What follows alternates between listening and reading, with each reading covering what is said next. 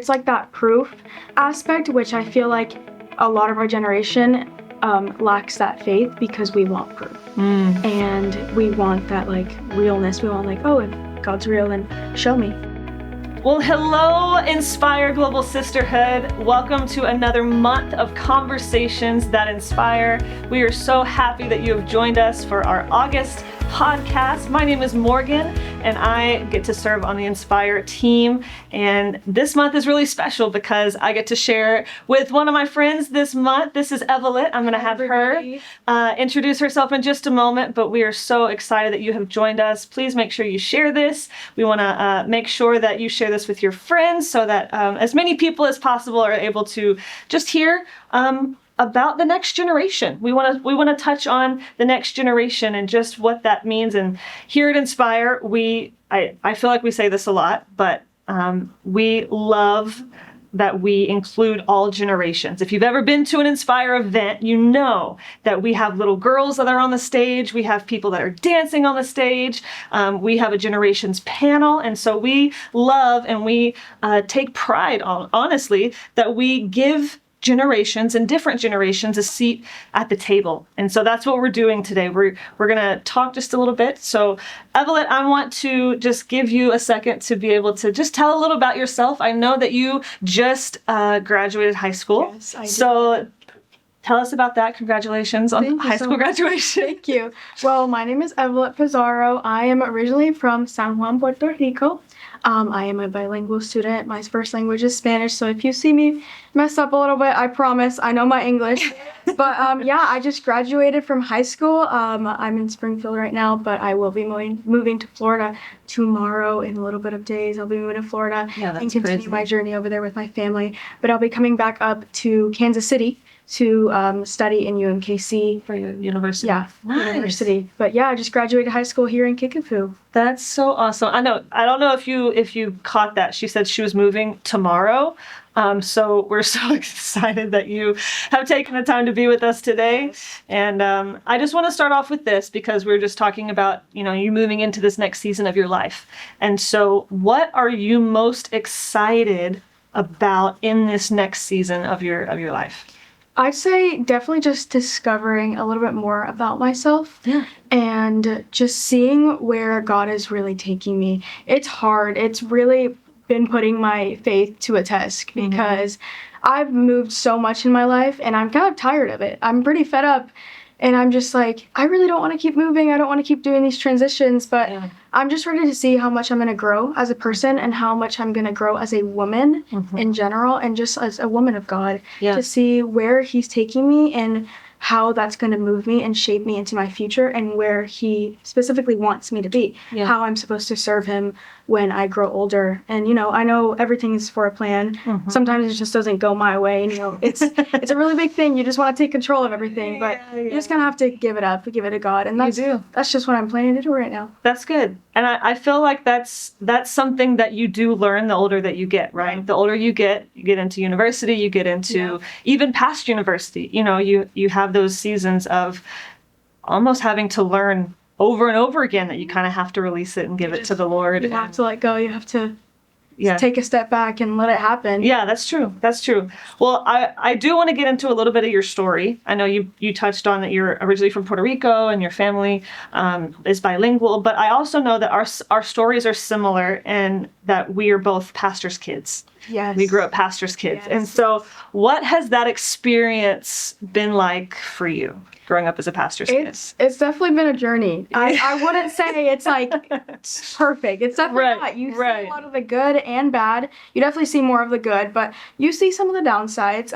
It can be pretty stressful because a lot of that stress that your parents have from being pastors, you see all of the behind the scenes from it. And it's very hard to not let that impact you because as much as you love your parents and you love the church, it kind of takes a toll on you seeing things that go on behind the scenes and how stressed your parents are about the next sermon or if the church isn't doing too well or there's things happening with staff or members. But I'd say it's definitely a blessing because you are kind of just raised and put into just God's temple from an early age. Yeah. And not many people have that opportunity of just being born and raised in the church. Not a lot of people have that. A lot of people just come from different backgrounds. So I'd say it's a blessing, truly, to be a pastor's kids. You get to experience God in such a different way. That's true. And you truly learn how to have your own relationship with him without getting any force from the church to be with him. At the beginning you can be like, oh, I don't have any other choice. I have to believe in him.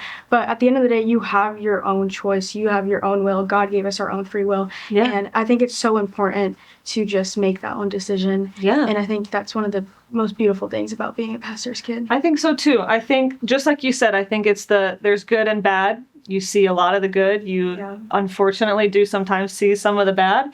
But I want to ask how that has shaped your faith, how that, being a pastor's kid, seeing the good, the bad, and the ugly, how that has shaped your walk with God. And did that mean that you accepted Christ at 6? And if you did, what did that look like as you continue to grow in your faith? Well, I feel like it's been a journey for me, for sure. I mean, it's a journey for everybody, but especially seeing like that bad happen, it was really hard, and it really put my faith to the test. And I found myself praying a lot of times like, oh God, like, why is this happening? Why are you letting this happen at the church? Why are you letting this happen to my parents? Why are you letting this take a toll on my life?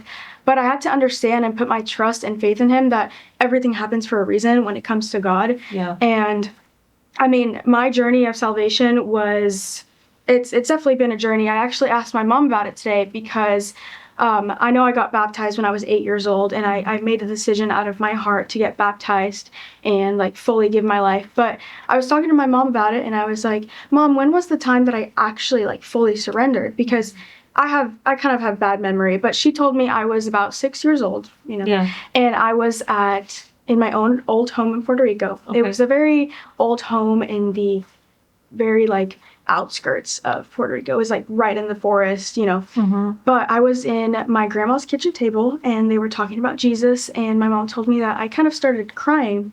And I was like, am I allowed to accept him? Like, is that for me? Am I allowed to do that too? Wow. And I accepted Jesus Christ as my Lord and Savior when I was 6 years old in that kitchen table, because I didn't know like I could do that. I just thought like, oh, that's for other people. But no, like I accepted him myself. And that's kind of been my journey. I mean, it's definitely been like up and down, Right, yeah, You have like those seasons where you're not just like feeling God, you're not like really hearing him. And I've had to really question like, are you there? Like, am I still saved? Like, but I definitely say he's been with me this whole time. And when I came to Missouri, I actually gave my life to Christ again, because I kind of like fell astray for a little bit, for a couple of years. And I was about 13 years old, and I went to a church here, and I gave my life to him again. That's awesome. Yeah. That's awesome. I think it's so special, though, the piece of your story where you said you get to sit around the table with your mom and your grandma, and how important that is, again, to allow that younger generation to have a seat at the table, because that's where, whether we speak or not, my mom was very good at this as well, about bringing my brother and I around the table when we were having lunch with pastors and leaders in the church. And we didn't have a kids' table and a pastor's table. Like, we sat with them.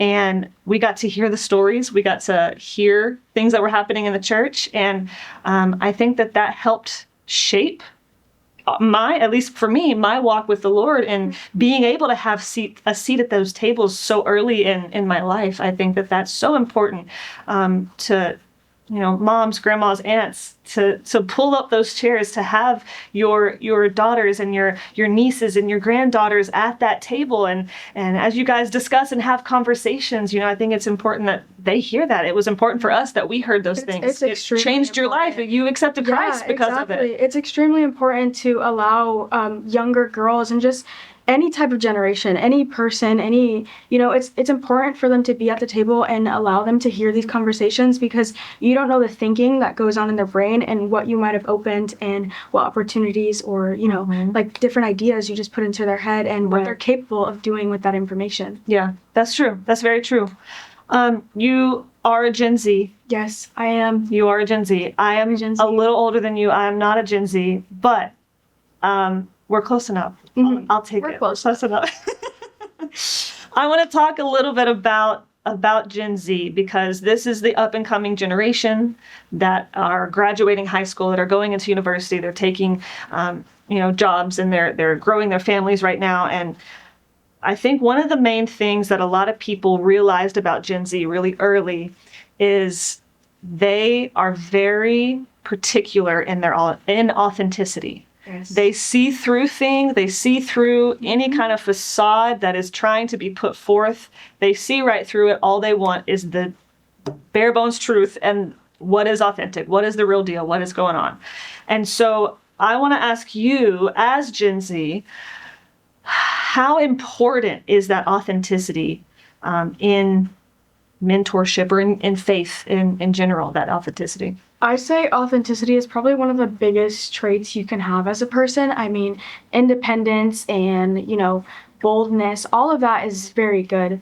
But authenticity is really like that first-hand thing you want to have as a person, because again, like you said, Gen Z is, that really authentic. We want that. I feel like if you're not authentic, people can see just right through you. Right. And especially in leadership positions and mentor positions, you want to have someone who can just be authentic with you, who can be real with you, and who can tell you the truth about things, that you're not like, oh, I know you're not real. I know all of the stuff that you're saying you can't even apply to yourself. Mm-hmm. Like, you want that authenticity, you want that realness from other people. And I feel like in the generation that we're living in, especially Gen Z, we are so caught up with social media and the fakeness of social media and everything going on, because you're not really seeing the authenticity from people. That's people true, are yeah. just posting these fake lives, all of this fake news going on, and you don't really know the truth. People want to know the truth. People want to know the real you, the real social media, what's going on behind the scenes. Everything at the end of the day, authenticity is so important for just relationship building and everything you do with your future. People don't want this stuck-up person and this fake persona that you've created or put out in social media. You want that authenticity when it comes to anything, really, to get jobs, even when you're, again, leadership, mentorship, and especially in the church. Yeah. Especially in the church, you want that authenticity. And again, when I say church, also your relationship with God, you don't want that to be fake or upfront. You want the authenticity. Yeah, for sure. And I think if as mentors or mothers or grandmothers or whatever, I feel like if you have a Gen Z in your life, I feel like if you don't approach them with authenticity, it's almost as if whatever you're saying is absolutely, it just goes in one ear and out the other. Like it doesn't even matter. Yeah. You would agree with that? I would fully agree with that. Yeah. So I want to ask you about your friends, because I don't know your friends. We talk a lot about how we have circles of influence here at Inspire, and that Evolet's circle of influence is not my circle of influence. And so she has friends that she has around her, and I want to know if and what kind of question do they have? A lot of questions about God or about faith, and what kind of questions do you see this generation asking about God and about faith? I definitely feel like the biggest question that Gen Z asks is God real? Is God real? Because again, tying into that authenticity, we want to know like the truth. We want to know, is he real? And if he is, show me proof. Show me proof. It's like that proof aspect, which I feel like a lot of our generation lacks that faith, because we want proof. And we want that like realness. We want like, oh, if God's real, and show me why. Why is he real? And all of those questions. But I would say when it comes to my friends in general, I've had to draw a lot of boundaries with my friends, because as a Christian girl, the people you surround yourself with, the circle of influence, it can really take a toll on your life. And I remember when I didn't have as much like good friends, I had friends that were kind of leading me down a path that I didn't want to go. Yeah. And I wasn't really consciously thinking and making right decisions. I was kind of following my friends, but deep down, I knew it was wrong. And I kind of had to set those boundaries and be like, wait, these aren't my real friends. I have to find actual friends. And I finally found like a good circle of friends. Not all of them are Christian. I actually have a friend that is Muslim, but she's actually asked me some questions about God and Jesus. And one of the main ones is just like, tell me a little bit more about the Bible. Like, what's up with Jesus? Like, and I just kind of explained to her, gave her kind of like a surface level thing that, like, Jesus died for us, like in the Old Testament, you were kind of walking on, glass with what you can do, but then he gave up his life for us, and we're all sinners at the end of the day. Right. And that was one of the main questions she asked me. And then some of my other friends, I feel like they have grown closer to God because they were very, they didn't go to church or anything, but I started inviting them to go to church with me and, like just co-worship with me and stuff. And I saw them grow a little bit more. That's and awesome. I wouldn't take any credit for that. That was all God. Right. That was all God. But I do see that the main question is just like, why? And do you have proof? And at the end of the day, what I tell people is like, you just really have to have faith. And the biggest proof that I can give you is the Bible. Right. We have the Bible. That is the biggest piece of proof and evidence I can give you that God is real and that he is alive. Right. Well, and the way that you live your life. Yeah. Right. As long as we are staying authentic in the way that we, just like you mentioned, authentic in the way that we live our Christian lives. It doesn't have to be some crazy, wild, stand on the street corner kind of thing, right? It's just living your life every single day, having faith in the Lord, loving the people around you the way that the Lord would love them.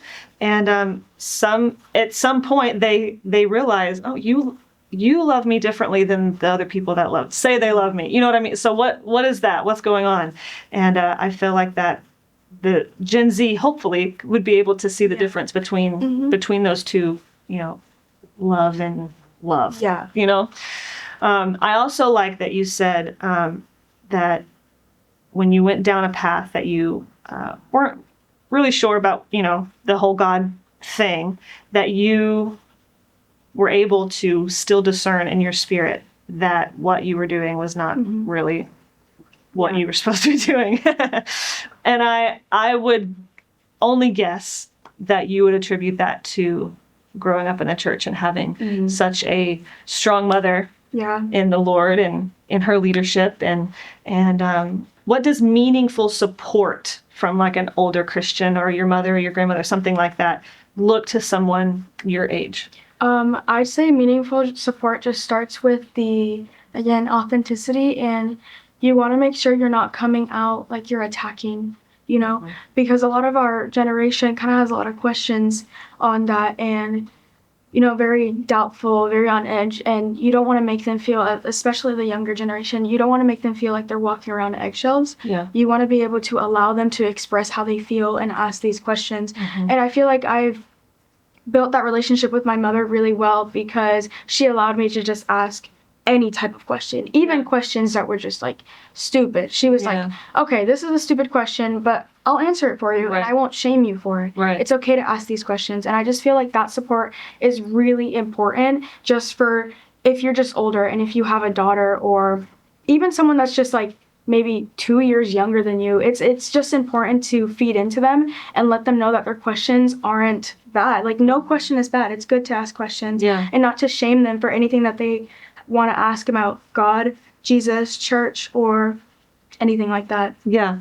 The spiritual mentorship aspect. It doesn't matter if it's my mom always says, that she has one daughter, but she has many spiritual daughters. And that's because she's been able to see those girls around her that need that truth, need that mother figure, need that spiritual, knowledge that she's able to give them. Yeah. And so I really appreciate that from her. And I can only assume that you also appreciate that from your mom as well, to instill those things in us at such an early age. One of the good, cool things about being a pastor's kid is that we get to, experience those things early in life and get a solid foundation to where when we do have those moments, and I had those moments as well, when you're not walking with the Lord as closely as you should, that we have that foundation that we're always able to fall back on. And that has been such a blessing to me in my life of when I did stray. It didn't take me as long as I'm sure it may have taken others to realize, hey, this is not, and I had something strong enough to fall back on. So, okay, I have one more question for you, and we'll kind of close this out. But if a Gen Z student is listening, they're watching right now, okay, and they feel distant from the Lord, what would you want them to know? I've actually thought about this question a little bit because I've asked this question to myself, but I feel like the biggest thing that I would want a Gen Z student to know is that they're not alone. You're truly not alone, and you should not be ashamed for how you feel or anything like that. You are allowed to feel anxious. You are allowed to feel sad, mad, and even depressed. Like, it's kind of like a superstition that like Christians don't really feel that depression or any of these emotions, but they're very real. Any other person can feel it, Christian or not. Yeah. You can feel these emotions, and you are not alone. You definitely reach out to other people, because you never know who is going through maybe the same things as you are. I know at some point in my life I was very depressed, and I felt so guilty because I was like, I'm Christian. I should not be feeling this way. Like, I have God, I have Jesus. Why do I feel this way? Yeah. But then I finally reached out to the people next to me, the people in my church, and I realized that I wasn't alone. Other people are feeling this way. Other people are also angry. Other people are sad. They're stressed. Not everything's cupcakes and rainbows. Not everything is all smiles. And what I say is really just reach out to people. You are not alone. What you're feeling is not any less than what other people are feeling. Mm-hmm. And just know that you have a community, and at the end of the day, you also have God. Yeah. That's your main thing. Never stop praying, never stop putting your faith in Him, and never stop reading your Bible. If you ever have doubts, read your Bible. You might not always feel that God is there. You might not always feel that He's hearing you or hearing your prayers. You might feel that your prayers aren't even going above the ceiling. Yep. They're not even passing the ceiling. But I promise you, they are. God is listening, and reach out to the people. Community is one of the biggest things, and you're just not alone. That's what I say. Yeah, that's why the Inspire Global Sisterhood exists, right? To help those feel, all over the world, no matter where you are, that you have a sisterhood that you can fall back on, that you can lean on, that you can reach out to, whether it's over social media or email or whatever it is, So if you have a Gen Z in your life, if you have someone that the Lord is just putting on your heart, I encourage you today to reach out to them, to message them, just to ask them how everything is going, and just see how the Lord opens that door for you to be able to speak into their life. And maybe it's a Gen Z to another Gen Z. It doesn't have to be generational to generational. If you have someone that the Lord's placing on your heart today, I encourage you to reach out to them. Maybe share this podcast with them, and just see how the Lord's going to start working in that relationship that He has for you. So, Evolet, thank you so much. Thank you so much for being on the Conversations That Inspire. I'm so excited about the future for you and what the Lord has for you. And congratulations again on high school graduation. Big deal. Much. So excited for you. Thank you. But once again, thank you so much for watching this month's podcast of Conversations That Inspire. Please make sure you share this. If you want to drop a comment, let us know where you're watching from today. And we will see you next month right here. Inspire Podcast. Thank you so much for joining us for this month's Inspire Podcast. We hope this has been a conversation that has inspired you. Be sure to share it with a friend, like, and subscribe. Till next month, let's make sharing our faith normal and inspire the world to know Jesus.